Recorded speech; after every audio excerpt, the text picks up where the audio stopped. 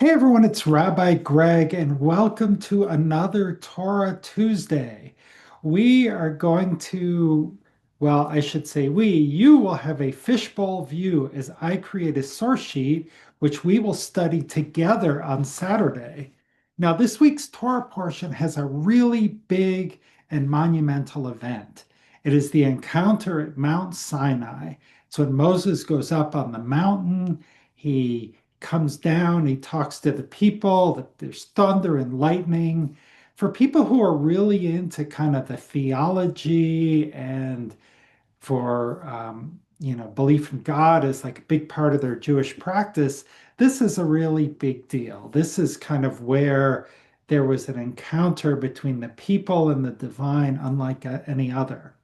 Now, if you're not that into God, or it's not something that you think about, like many of us are in the Western world, this may never be something that you've even heard of, like Mount Sinai or Revelation, but that's what this is all about. So, as you may know, each Torah portion has a name. So you might think, okay, well, the big event, one of the biggest events in Torah, the revelation at Mount Sinai, it must be called like Revelation or Mount Sinai.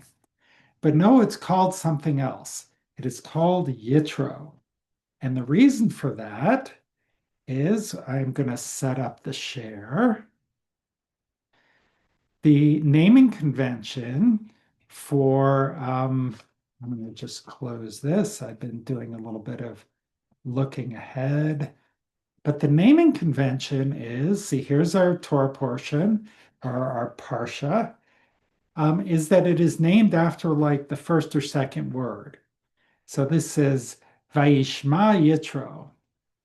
And so it's Jethro heard. So Jethro, this is Moses's father-in-law. So the first part of this is a story that really resonates with me because I'm a recovering workaholic, and I think Jethro has some fantastic advice for Moses. So it gets started by saying, okay, Jethro, he heard about the Exodus, and so Jethro took his daughter Zipporah, Moses' wife, and their kids, and they set out, and he met Moses, and he sent word to Moses and said, "Hey, I'm coming to visit you with your wife and sons." And Moses went out to meet him, and he bowed low and he kissed him, and they said, "Hey, how are you?" And then they went into the tent and they started to talk. And so it says Moses told everything that God had done to Pharaoh and the Egyptians to save the Israelites. And he also talked about the hardships. And I think this is an interesting point. We're going to save this to our sheet because this might be something we want to talk about. And it's, today, how are you? I'm fine. How are you? I'm fine.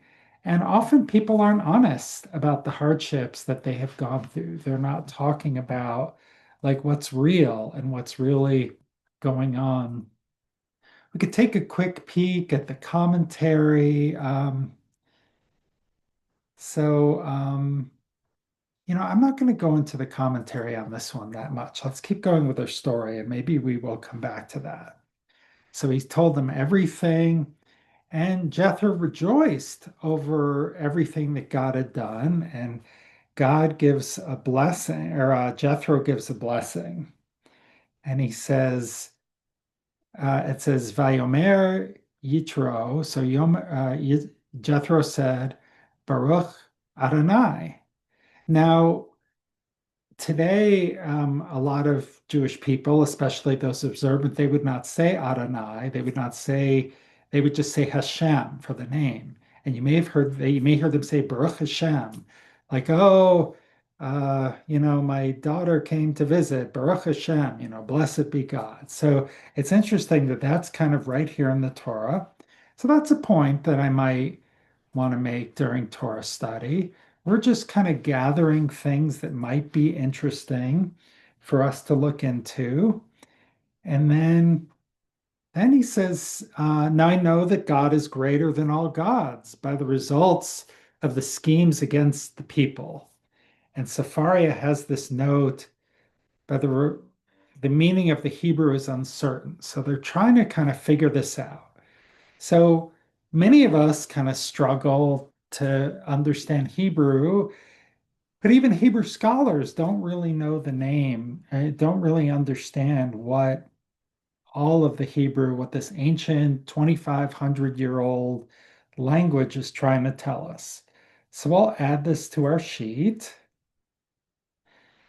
And then as the story continues, and Jethro, he does a burnt offering, and everybody came out to participate in the meal. Okay. So I am curious about some things. Um, like if we go to this, God is greater than all gods, I am wondering what they make of that because Jethro wasn't a believer. Jethro was a Midianite priest.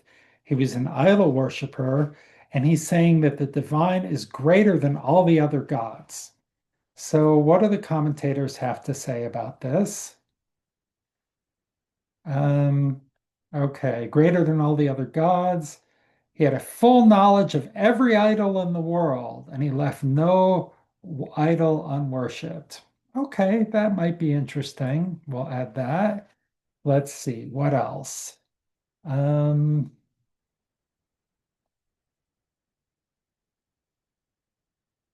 okay. So this is kind of interesting. Rashi is interpreting the schemes against the people. So, but this is a little bit cryptic. Like, what does he mean? God judged the Egyptians the way the Egyptians judged the people. Not quite sure what that's about.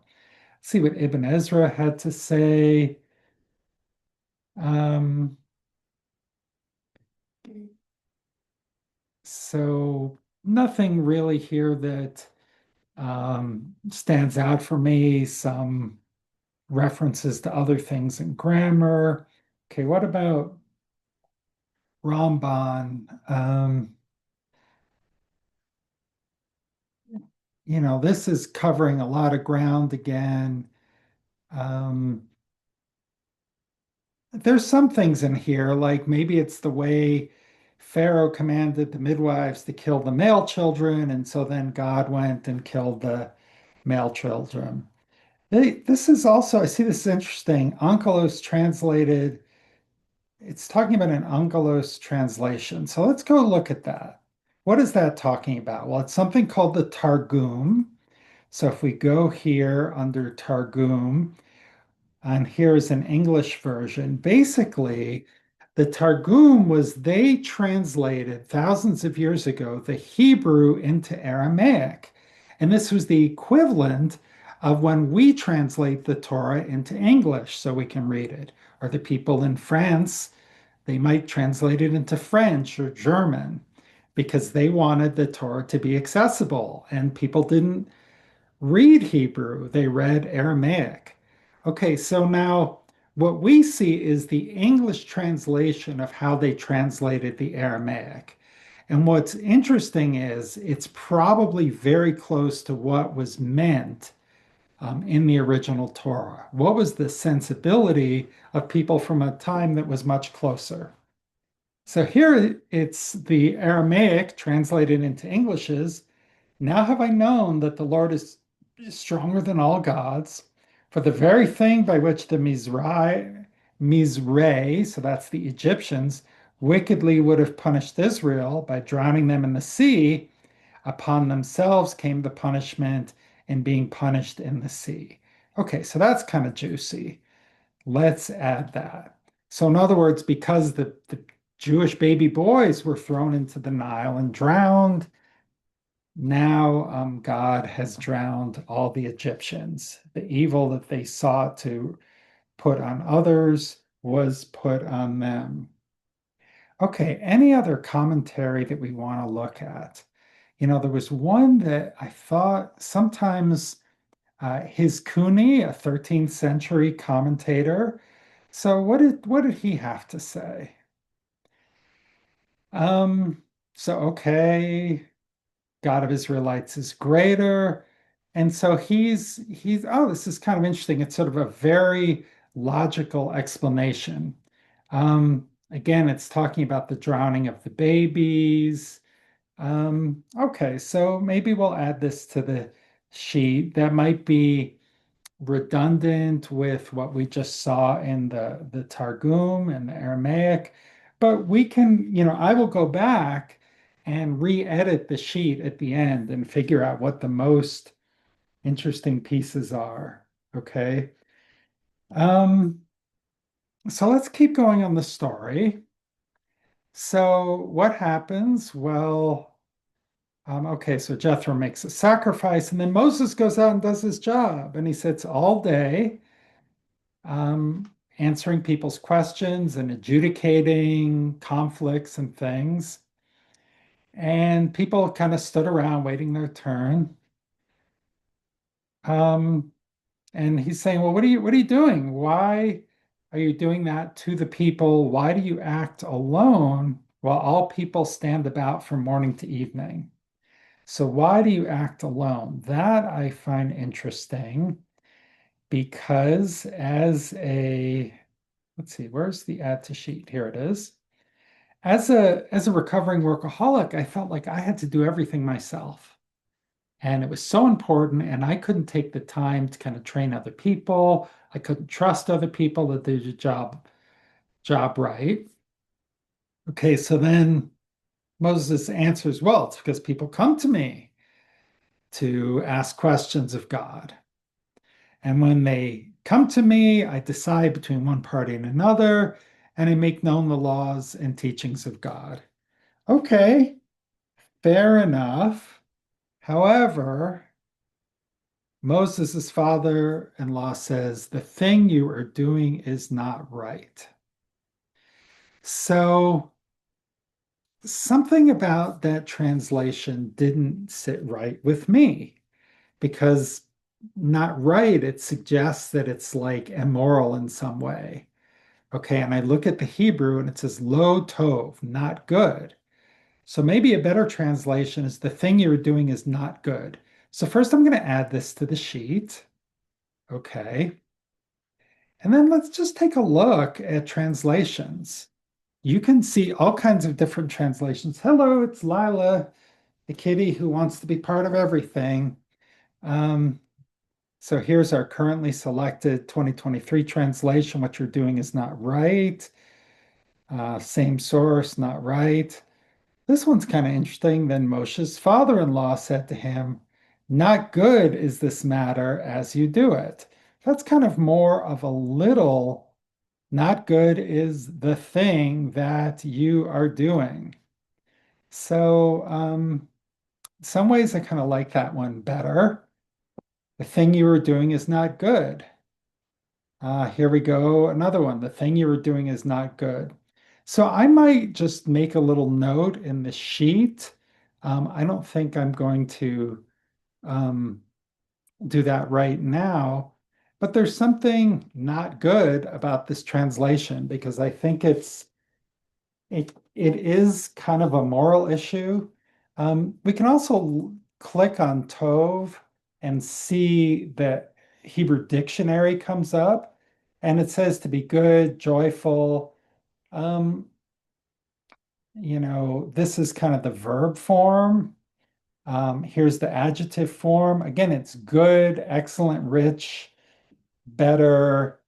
Um, and very down at the bottom, number 10 is good or right, ethical. So I think that's not a good translation. I really think I'm not sure why they made that particular decision, but it has more of an ethical valence than I would like. All right. Let's take a look again at this translation. What did they say in the Targum? How did they do this in the Aramaic? And the father-in-law of Moshe said to him, the thing you are doing is not well ordered. Okay, so I really like that as well because there is a Musar trait. about order. There are Musar traits about like doing too many things at once. And so that's kind of what this is making me think about. I mean, Moses must have been driving himself half crazy to be doing all of this work, to be serving other people all the time. When was he supposed to think about things? So I'm curious, like Musar um, is a source here. Let's look and see if there's any Musar commentary. Musar is a Jewish spiritual practice of personal elevation. It's character trait development. So the question is, is there some Musar specific? Um, so when I look at this, there's something about speaking in an oppressive manner and having to uh, in various things about the Ten Commandments and how they're chanted. That's not helpful. This does not look, this looks completely unhelpful for the direction I'm going. Um, okay, here's another Musar source. This is talking about the laws of nature and the Zohar. This is not a Musar source that I have used. This is much more Kabbalistic and esoteric. Um, okay, this I don't like at all. It's talking about it was the afflictions in Egypt that caused them to repent, and it was all this suffering was the only reason they could get to repentance. This is not a sensibility that I share and that I want to emphasize. And it looks like it's one of these writers that really gets kind of too into the reward and punishment. Um, if we look a little further, so let's go back to the text. Nothing in the Musar text that I like. You're doing is not good because you will wear yourself out and everyone else. And the task is too heavy for you. You cannot do it alone. Okay, so let's once again, add this to the sheet. Let me see, is there any better Musar source here associated to this one? These are the exact same two authors. Yes, and they're the exact same thing. So I'm not seeing what I'm looking for. So what I'm going to do, let's go take a look at our sheet. Now, if I refresh, okay, here are all the sources that we've been saving. And what I'm going to do is I'm going to put in a placeholder. So right here, it's going to be placeholder for Musar text. And what I'm thinking about is there's one that says there's a lot about the trait of order, which has to do with like just focusing on one thing at a time and having to focus on all these different things aren't good. So I'll have to do some research offline. I'm not going to make everyone sit through that, but I think it is interesting, and we'll see kind of where that leads us. And when you come on Saturday, or if you come on Saturday, that'll be on the source sheet and it'll be part of it. Now, so there was one thing which I noticed earlier. So, so you're going to wear yourself out. Now, here's my counsel. Um, Okay, you're the kind of teacher, be the high level teacher. You know, when you the most important disputes, the general teachings of the laws, etc., you can teach them to the people. But go out and find people who are capable and set up almost a hierarchy of courts. They call it chiefs of thousands, hundreds, fifties, tens, and let them judge the people at all times. And the major disputes come to you, but the minor disputes, they take care of themselves. So let's add these to the sheet. Um,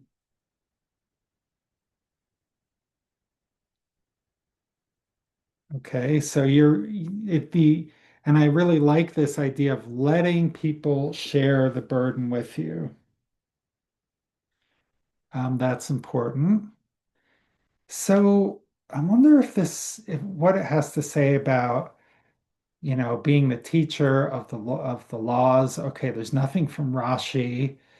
Ibn Ezra tends to be a little more grammatical. What does Ramban, Nachmanides, the 12th century rabbi, has to say?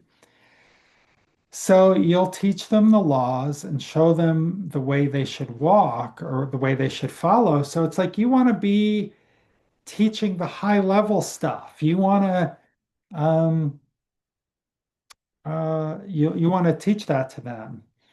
Um, so he's talking about make known to them the statutes of the divine and God's laws. So okay, that's fine. But then he goes into something else and he starts talking about, so, he thinks that Moses should be warning them of the commandments and the divine punishments in case of transgression. But, and that's a bit of an agenda because later on they certainly do talk about punishments, but they're not talking about them right here. And I think Ramban maybe was um, a little hung up on this idea of reward and punishment, and people should be punished if they're bad. That is not the kind of Judaism that I subscribe to. So it might be just kind of an interesting discussion point. Um, let's see if there are other commentators on this. Um,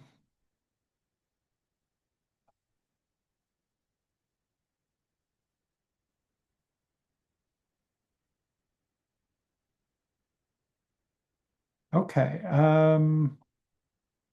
I'm not seeing a lot of English commentary here. So let's move on. So here's this idea that Moses needs to delegate. There's a lot that we can talk about. There's a lot of people who don't like to delegate. Um, it's just personally hard to do. And uh, so that's what they did. Moses appoints these judges, and the judges took care of all the minor matters.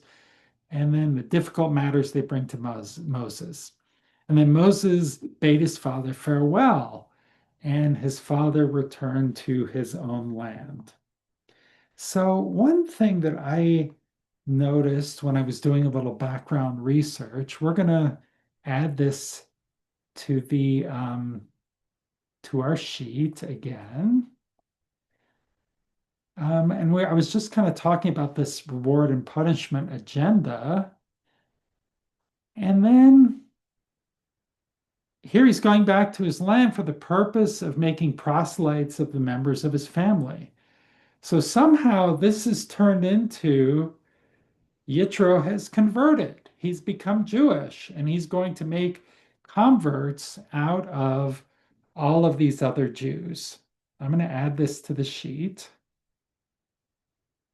And I'm going to actually open this. It says the Mechilta. Let's open and see what this is talking about. And if I look in Midrash, so um, I will go to my land and I will convert all of my countrymen and bring them to the study of Torah under the wings of the Shekhinah. Okay, so this is a document that was written in like the second or third century. And this is totally agenda driven. There's a couple of agendas here. I'm going to add it to the sheet. So, what are the agendas that I'm seeing? Well, first of all, Yitro was not Jewish, but he was able to appreciate the divine. Well, that's interesting. But the rabbis of the second or third century, they had an agenda. You're either Jewish or you're not Jewish. And so Yitro couldn't be someone in between. Because I could easily read this Torah portion and say, well, Yitro, he was not Jewish. He never became Jewish, but he recognized God for who as the supreme deity, maybe the only one. The time of the Second Temple, there were a lot of people that were like that, who they were called God-fearers. They they weren't Jewish, but they kind of went to synagogue. They may have worshiped with Jews, but the rabbis turned this into an issue of conversion and and wanting to convert other people. And I think that had to do with the second century agenda of really differentiating. Christianity was just starting to come out, and so it became really important. Are you Jewish? Are you not Jewish? There's no in between. Um, so we'll maybe talk about that on Saturday as well. Now we get into the Mount Sinai stuff. Okay, so Israelites 3 months on the third new moon. So that's 3 months after they'd left Egypt. They entered Sinai. They camped out, and God called up Moses. And then we start and says, hey, and I'm going to tell you these rules. And if you obey them, we're going to have this great relationship. And so Moses summons the people and he starts talking to them, and they say, okay, all that God has spoken, we will do. So here's the thing. Why do we have um, this advice from Jethro when suddenly Moses is doing revelation? Maybe if he's busy all day answering people's questions and who's the real owner of the goat and my uh your kid was playing and made one of my sheep run away and you're responsible for paying for it. It's like, no, you're responsible because you should have kept better watch of your sheep. So Moses was spending all his day answering these questions, but now he doesn't, and he has time to kind of clear his mind. And maybe it was because he cleared his mind and didn't do all that stuff that he was looking for revelation. So, is there any hint about this in the sources on Sepharia? And I looked and looked, kind of preparing for this, and I didn't find any. But I did go to one of my favorite sources. It's called Torah Journeys by Rabbi Shefa Gold. She is one of the pioneers in Jewish meditation and Jewish chanting, and really looks at this book, kind of looks at spiritual challenges that you can take along the way. And what she wrote was Yitro instructs Moses and the laws of empowerment, how to see and call forth the qualities of leadership in others, and how to share in the joy and burdens of being human. If you sit alone with the burden of truth, it will weigh you down. And if you're serving people from morning till night, you cannot become a proper vessel for revelation. So I'm going to, on the sheet, put a placeholder for, whoops, what just happened?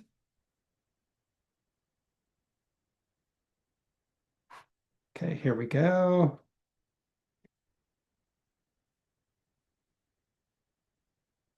So I'm going to add a placeholder for the Shefa Gold.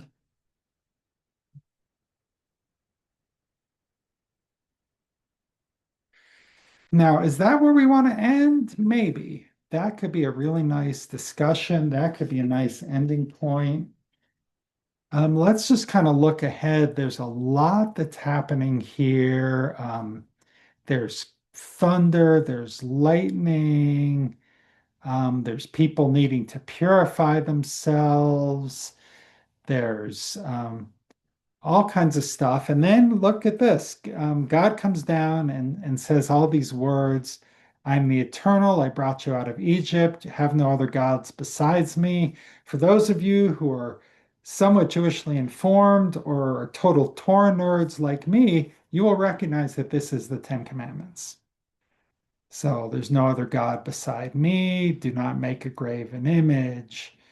Um, do not swear falsely. honor Shabbat. And it's kind of interesting. All of these early ones have one or more verses. And then like these last five, don't murder, don't commit adultery. These are all in one verse. So that's kind of interesting.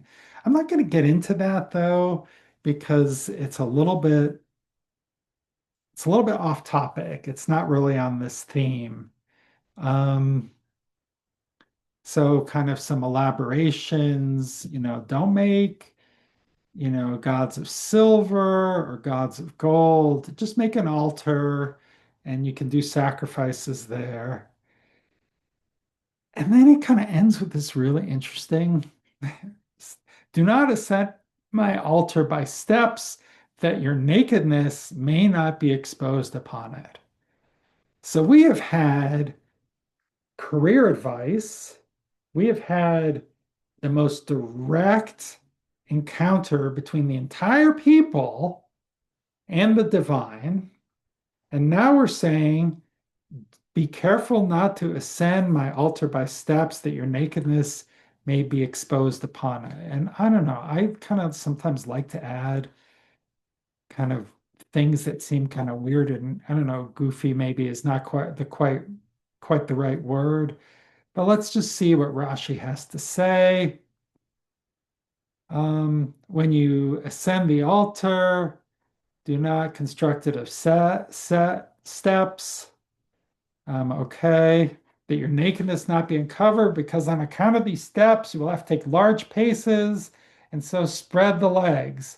So, yeah, it's the dude is wearing a big bathrobe, and you're not wearing underwear and you start going up the steps too quickly and the next thing you know you're exposed. So I'm going to add that to the sheet as well. This might kind of be the bonus material. That might be if people are getting a little too serious or we just didn't quite have enough information to fill the hour, we can sort of end with this bit of nakedness. Who says that there is no practical advice in the Torah?